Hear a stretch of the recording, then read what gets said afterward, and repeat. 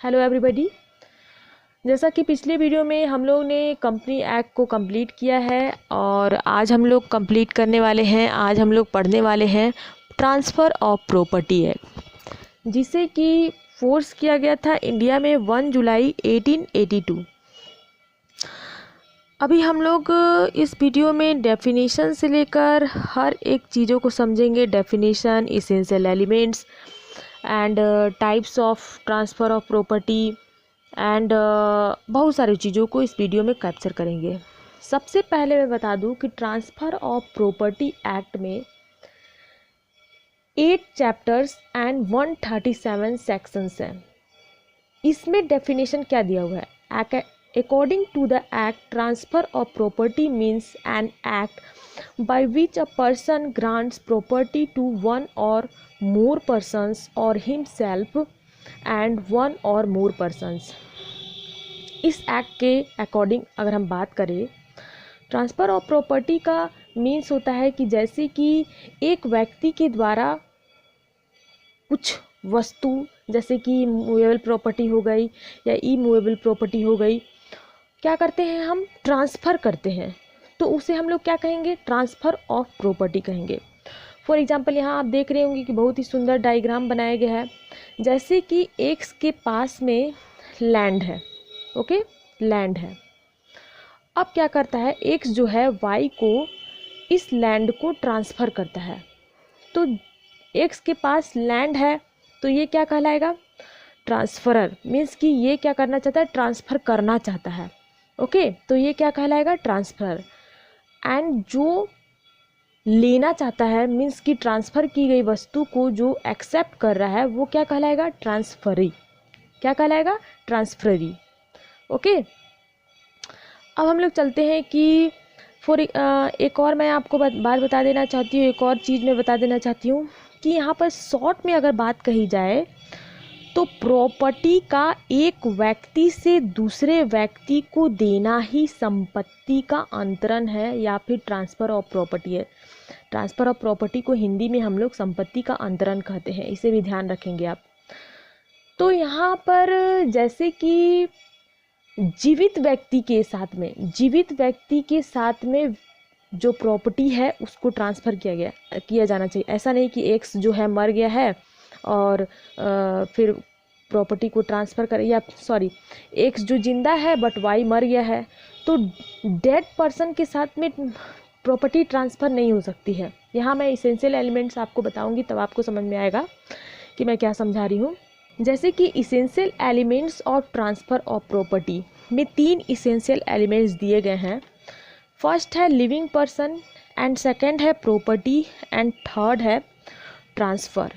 Means कि यहाँ पर बताया गया है कि कोई भी जीवित व्यक्ति जो है प्रॉपर्टी का ट्रांसफ़र करता है। ऐसा नहीं कि कोई व्यक्ति जो है मरा हुआ व्यक्ति है वह प्रॉपर्टी का ट्रांसफ़र कर रहा है या मरे हुए व्यक्ति को प्रॉपर्टी का ट्रांसफ़र किया जा रहा है, तो ऐसा जो प्रॉपर्टी ट्रांसफ़र है वो क्या होगा?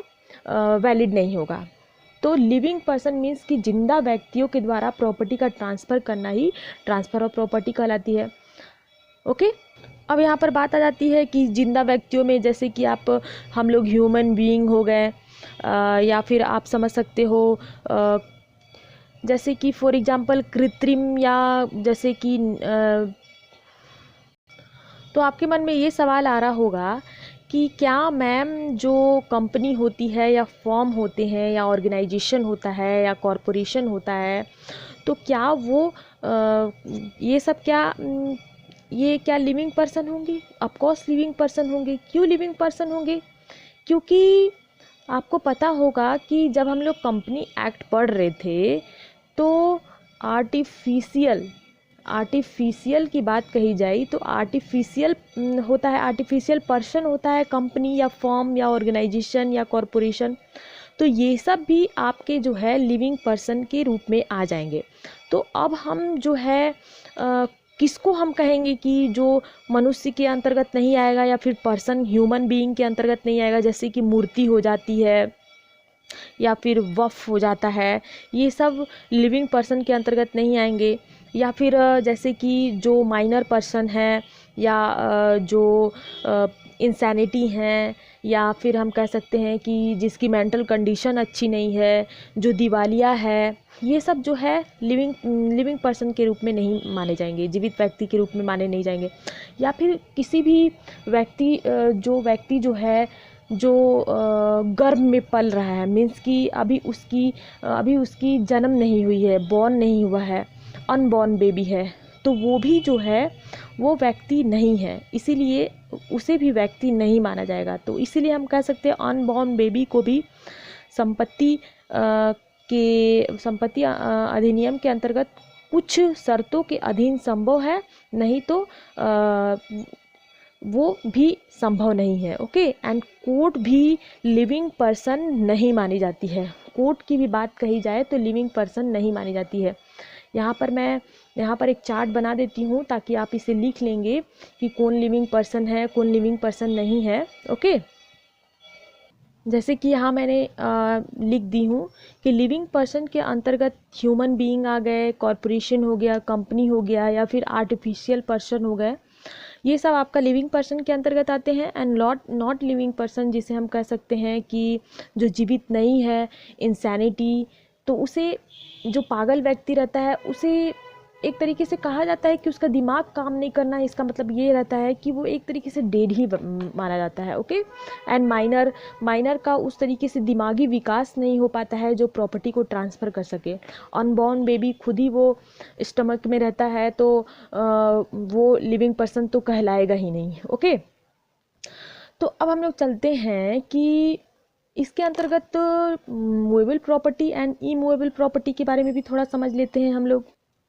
ट्रांसफ़र ऑफ प्रॉपर्टी जो है, ट्रांसफ़र ऑफ प्रॉपर्टी एक्ट के सेक्शन 5 में दिया गया है। ओके, इसे भी आप नोट कर लेंगे, क्योंकि मैं एक एक पॉइंट को जो है एग्ज़ाम पॉइंट ऑफ व्यू से बता रही हूँ, इसलिए आप नोट करते जाएंगे।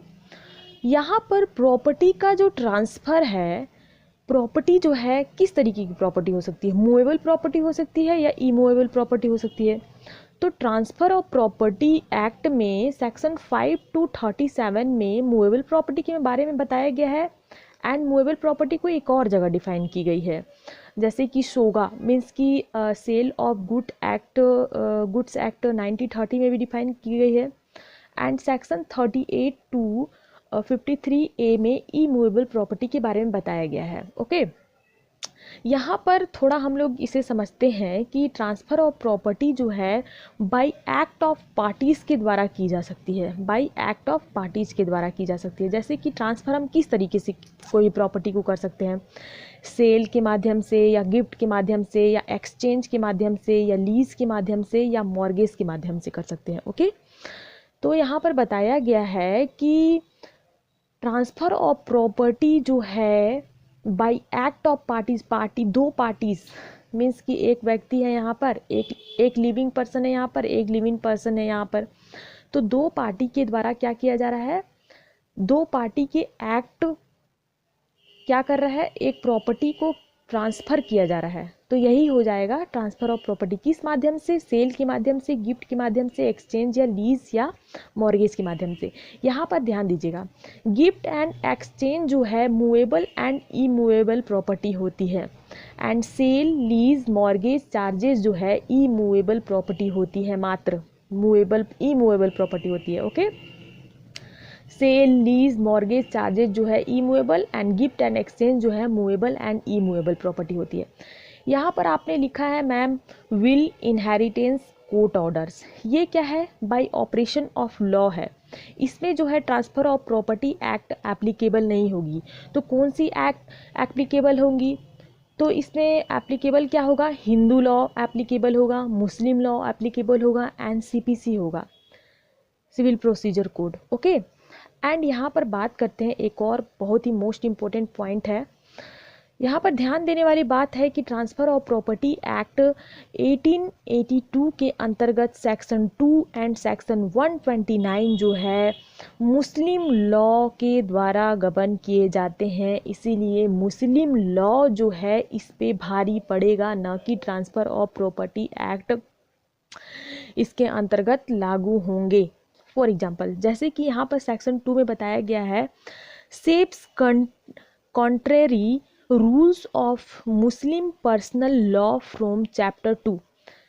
एंड सेक्शन 129 में क्या कहा गया है, exempts gift by Muslim from chapter 7। यहाँ पर बोला गया है कि यहाँ पर मुस्लिम लॉ एप्लीकेबल होगा, ना कि transfer of property. Transfer of property applicable होगा, बट यहाँ पर मुस्लिम लॉ के द्वारा ये जो सेक्शंस है, मुस्लिम लॉ सबसे ज़्यादा इस पर ये होते हैं, मुस्लिम लॉ इस पे भारी पड़ता है कहा जाए तो, इसलिए ट्रांसफ़र ऑफ प्रॉपर्टी एक्ट इसके अंतर्गत नहीं आता है। सेक्शन दिया हुआ है बट मुस्लिम लॉ को सबसे ज़्यादा इसमें मान्यता दी गई है। ओके, अब यहाँ पर जैसे कि आपने समझ लिया कि ट्रांसफ़र ऑफ प्रॉपर्टी एक्ट क्या है, या कैसे की जाती है, टाइप्स ऑफ प्रॉपर्टी के बारे में भी समझ लिया, एसेंशियल एलिमेंट्स के बारे में भी समझ लिया, हर एक चीज़ों को समझ लिया। तो कल हम लोग इमूवेबल प्रॉपर्टी के बारे में समझेंगे, सेक्शन 3।